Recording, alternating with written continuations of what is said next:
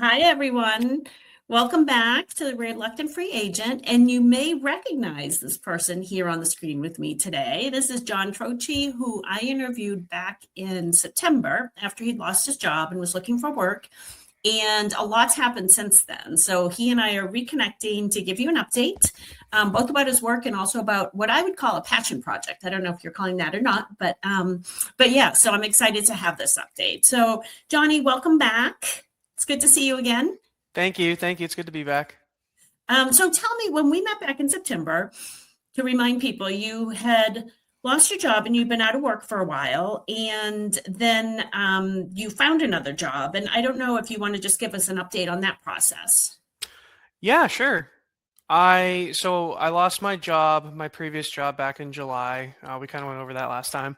Mhm. And I went through the job process, the job looking process, and it took a lot of time, but I ended up finding a really, really great company. It's called Mojo Tech. Hmm. It's a software consulting firm. They put me on their staff, and then they send me over to work on, other projects that they might have that they do for other client companies. Okay, so some consulting, like you're on their team, but you're doing consulting work with other companies through that job. Yep. Yeah, cool. Now, how long do you think, just to put it in perspective, how long do you think it took you between when you lost your job and then got this other job? How long was that? So the full time period was about 6 to 7 months. Yeah. Um, let's see. And I don't think that's unusual these days that people are looking that long to find Yeah, something. I think honestly it was kind of short compared to some others. I mean, I've seen 3 months and I've also seen like 1 year plus. So Yeah. it's really tough, but it's not a great job market overall. I always think that I got really lucky. The Mhm. company that I'm at now is fantastic. The people I'm working Nice. with are incredible, and everyone's just they know their stuff. So That's and I awesome. have I have a lot to learn from all of them. So it's yeah, it's really great. But yeah, I'd say it was about 6 months. Okay. A lot of either like automatic rejection emails, things like Mhm. that.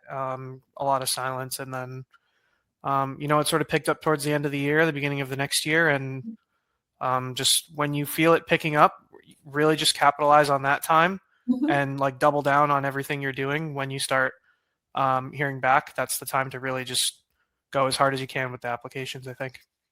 And that's, I'm glad you said that because I was going to ask you if you had anything that you thought was like helpful in landing this job. And for you, it sounds like the timing was part of it, as you could just feel the cycle picking up. And it's funny, coming from higher ed, I feel like there are certain jobs in higher ed that are very cyclical in nature. Like you can look and say, oh, they're looking for people now to start at this point in time. So I think also in your field, you noticed just that there was a certain point in time where it seemed like there was an uptick and you were like, now's the time to really jump on it and double down and just keep moving.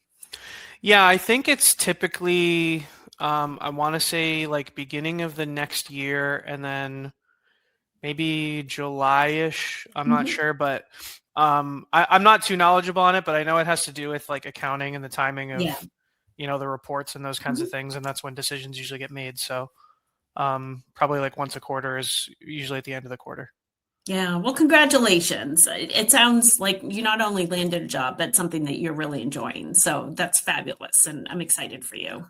Yeah, thank you, thank you. Yeah, it's really something I'm very happy about. So Yeah, well, that's great. And it's funny because obviously it's fun to like have you come back and give that update. But for people watching this, this actually there's a part two to this that, and I can't remember. I should have gone back and watched our interview or at least read the transcript, and I didn't. So shame on me, everyone, for being lazy. But I know whether it was during our interview or when you and I were just talking separate from it, we were talking about um, sort of something that was a dream of yours that was not directly related to your day job, but you always had this dream of like running a conference or organizing a conference.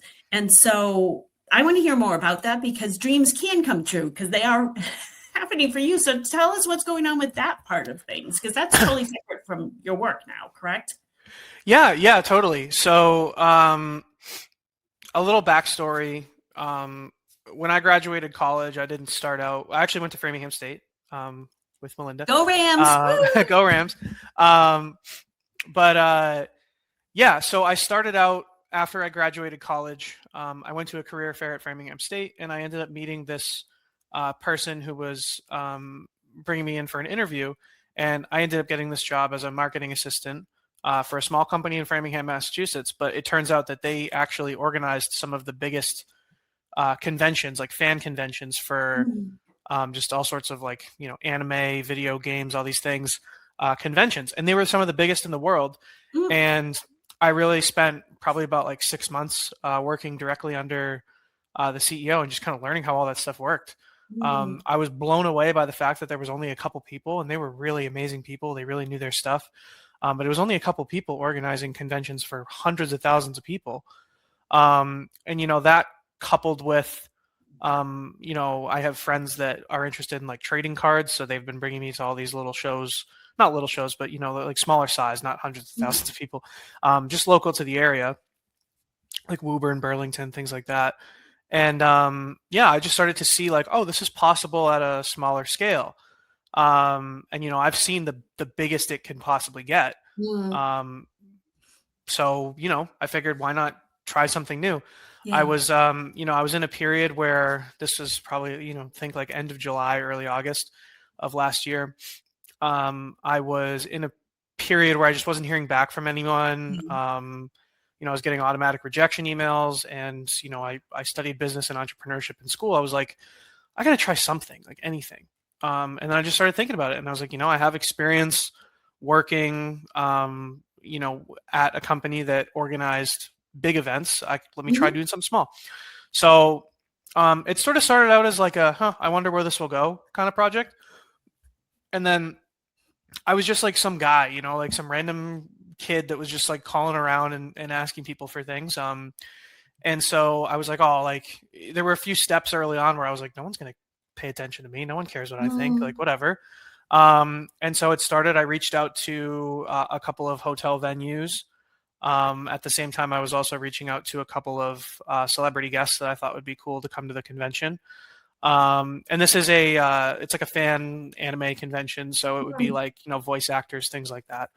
So I started just all this outreach, and I was like, oh, no one's going to answer me, whatever. And every single person I reached out to did at some form, either, and I was genuinely surprised. I was like, I can't believe that. Okay. Like we'll just keep moving this forward then. And so then I set up some meetings with some different hotel venues, and this was all just, I sent out applications in the morning, and then in the afternoon I would go take my meetings at hotels and things like that. Because I was unemployed, I had plenty of time to fill the day, and I didn't want to just stay at home and, kind of like mope around or whatever. I wanted to try to do something. So I went from, touring hotels to signing contracts and getting, vendors and celebrities and all these different things to show up. And it just kind of keeps building. It was like one thing after another thing after another thing. And then eventually I was just like, all right, well, we're just going to keep pushing this. What is it? The rock up the hill or the boulder up the hill? Like a little bit. Yeah. Is that Sisyphus? You kept having to push the boulder up. Yeah. So you're going to get to the top. I hope so someday, we'll see. But just kind of like each little thing kind of built on itself. And then eventually it was, I think part of me wanted to get it to the point where like I couldn't, like it was too big to then be like, oh, well, maybe I won't, so, and I just still keep pushing it day by day. Obviously now I'm working. So, it all kind of worked out time-wise because now I'm at the point where, okay, all of the core logistics are done. The location is set. The guests are set. Now it's really just marketing, which is something that I can do, Saturday, Sunday, and, 7:00 at night on a weekday or something. Yeah. So is this then, do you have a date for this? Yeah. So I can tell you a little bit about the convention itself. So the convention itself is going to be called DigiCon. It is, so I grew up as a kid. I was a huge fan of things like Pokemon and all that. But one thing that I really loved was Digimon. It's like a digital monsters type show and series. And I don't know, I feel like part of that also is why I ended up becoming a software engineer, dealing with the digital in my day-to-day. and so I really just wanted to celebrate that. So I, reached out to a couple of actors. And so they will be coming. It's a Digimon cast reunion. There will be vendors there just selling like all kinds of anime merchandise and just Mhm. things like that. The convention itself, it's a one-day event. It's August 1st in Burlington, Mass, at the Burlington Marriott. Nice. Um, and yeah, so that'll be Saturday, August 1st, 9 a.m. to 4 p.m. And one of the uh, voice actors, Mhm. what he does, day to day, he does these mentalist shows. So he's going to end the day Oh. with sort of a grand finale show, and people can buy tickets to that if they want. Um, and yeah, that's pretty much That's so it. awesome. So I find it amazing that like you organize this and when you reach out to these people who were all part of this show that used to inspire you when you were younger, we're like, yeah, we'll do this. And that you've got this whole group together and you're building this conference. Um, like, I don't know if you have people helping you, but it sounds like you're kind of doing this solo and just like getting out there and pulling it all together. Yeah. Well, I wouldn't say that I'm doing it like entirely myself. Sure, like the nitty gritty work, Yeah. I'm doing myself, but I have a lot of people that I go to for advice. It's definitely not Mm, yeah. something I do myself. My former boss that was in charge of Anime Expo and E3 back in the day, I've asked her for some advice from time to time. Some friends of mine that vend at other conventions, lots of like research that I do on my Yeah. own to try and make sure that I'm really fulfilling everything that people could Mhm. want when they come and trying to get every angle. There's vendors that want one thing and there's attendees that want another, and then there's Mhm. the special guests that will have some sort of requirements that maybe like the others won't. So really just being very curious and asking who needs what and trying to figure that out is pretty much um, you know I go to all these different people. So yeah, Yeah. not just me, Yeah. but yeah. So, do you think if you had not lost your job, do you think you'd be doing this? Oh, that's a good question. I probably not, honestly. I think Mm, everything kind of fell into just perfect timing. I really yeah. couldn't explain it. It was I lost my job in July. Um, Friends of mine at the time had been talking about how they wanted to have conventions in the area. One of the guests that I had reached out to that will be coming, I was on their like email newsletter, and they had started talking about other events that they were doing, and everything just kind of fell into place at the right Mhm. time. And given that I had so much time and I just wasn't receiving any feedback, it was like I was being pushed to do something else. Mm, And yeah, had I been working 9 to 5 every day, a couple things like, yeah, I probably could have like set up, meetings on the weekends or tried to do that, or maybe like left for lunch and done the rest of mhm, my remote work day from like a coffee shop or like a hotel lobby or something like that. I could have been flexible. Me personally, though, I don't know. I'm the kind of person that, when I'm setting something up, I want to make sure that I set it up right and I spend mhm. my mental focus on that. And, while I was looking for work, I had all that time and all that mental focus to just put towards making this Yeah. work. And now that I'm in a place where I have all the systems that have been set up during all that time that I had, now I'm in a place where I can do both pretty Mhm. comfortably. Yeah. Um, but yeah, no, the startup, I can't say for sure. I think I definitely benefited from having extra time though.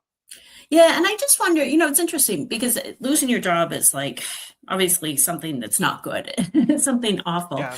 But you're also found with like a lot of times this time that you have to yourself that you didn't have before. And I know for me, I used it to write this newsletter and write a book from it. And I wouldn't have done that had I not lost my job. And for you, it's not that I wonder, like, not that you never would have started this conference, but it sounds like it wouldn't have happened right now in your life because you would have been focused on working and everything. So it's just interesting how, even though losing a job is not a good thing, that you took that time to pursue something you've always kind of wanted to do, and that's coming to fruition right now, which is amazing.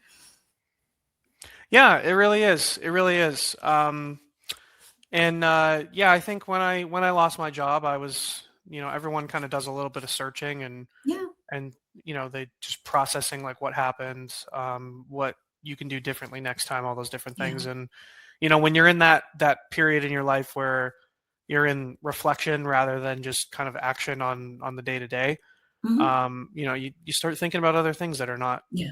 what you were doing before, I guess. Yeah. Yeah. You get creative and maybe take a chance you wouldn't have taken before. That you're like, why not? Why not reach out to these people and see if they'll come to my conference? So that's Yeah. awesome, Johnny. Yeah. So congratulations. And I know I keep calling you Johnny, but that's how I know you from when you were Oh in yeah, that's college. fine. That's totally fine. John, Johnny. So just so people know, this is like an old nickname. I don't know if it's still your nickname, but nonetheless, I know you as Johnny. So how are you advertising this? If people saw this and were interested in the conference or the convention, how would they find out about it to get tickets? Sure. Sure, yeah. So there's a website. It's called www.digiconevent.com. Mhm. It's DIGICON event.com. There's also an Instagram and a Facebook event page for it. Oh, perfect.